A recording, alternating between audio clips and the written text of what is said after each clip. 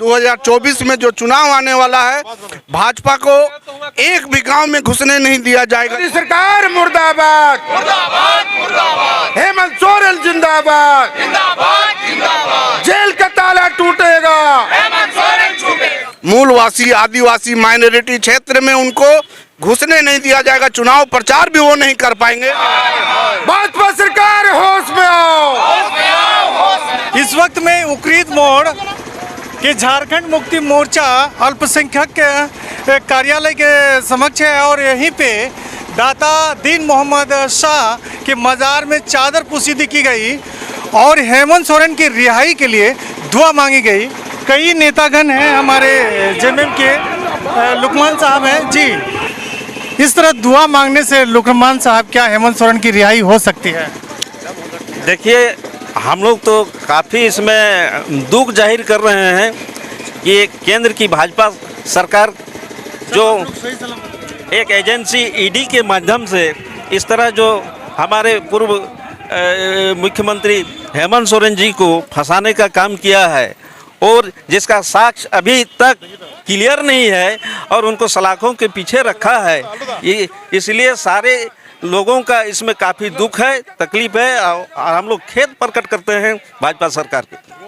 जी, हम लोग खेद प्रकट करते हैं भाजपा सरकार पर क्योंकि कहीं ना कहीं ये जो ईडी की कार्रवाई हो रही है, केंद्र सरकार के दबाव में हो रही है, जिस तरह की बातें मीडिया में आ रही है, यहाँ स्पष्ट हो रही है कि ईडी का जो कार्य है वो कहीं ना कहीं केंद्र के दबाव में हो रही है। दुख की बात यह है कि कांग्रेस सरकार के समय में ही ईडी को विशेष पावर दिया गया था और जिसका उपयोग बीजेपी कर रही है। जी दादा, आपका नाम क्या हुआ? मेरा नाम हुआ आजाद अंसारी। क्या कहिएगा ईडी की कार्रवाई को लेकर आप?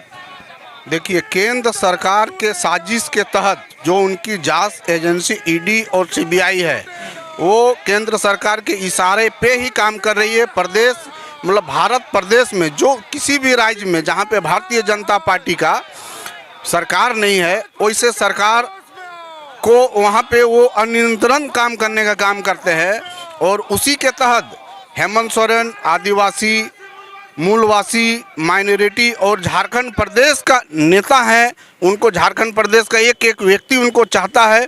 ये चीज़ से भाजपा डरी हुई थी और उन षड्यंत्र के तहत उनको जेल में डालने का काम किया है, क्योंकि शिबू सोरेन झुकने वाले नहीं है। वो नारा भी है, झारखंड झुकेगा नहीं। और शिबू सोरेन का बेटा हेमंत सोरेन है, जिनका 40 साल का लंबा इतिहास का एक संघर्ष के माध्यम से झारखंड अलग हुआ है। इसका दायित्व तो 100% शिबू सोरेन को जाता है, ये प्रदेश के सारे लोग जानते हैं। और वैसे शख्स के वो बेटे हैं, पुत्र है हेमंत सोरेन, वो कभी झुकेंगे नहीं। और वो आदिवासी हो गया, मूलवासी हो गया, माइनॉरिटी हो गया, तमाम झारखंड के वासियों का नेता थे वो। और उन पर षड्यंत्र के तहत सीबीआई और ईडी का कार्रवाई जो हुआ है वो डायरेक्ट मोदी के इशारे पे हुआ है। और मैं आपके चैनल के माध्यम से ये भी बता देना चाहता हूँ कि भारतीय जनता पार्टी का झारखंड में अब खाता नहीं खुलेगा। लोग संघर्ष कर रहे हैं, नया यात्रा निकाल रहे हैं, उपवास कर रहे हैं। प्रदेश के पूरे लोग, एक गुस्सा प्रदेश के लोगों के भरा हुआ है कि इस तरह नेक इंसान पसंद लोग को वो जेल में डालने का काम करते हैं। ये वोट 2024 में जो चुनाव आने वाला है, भाजपा को एक भी गांव में घुसने नहीं दिया जाएगा जनता के द्वारा।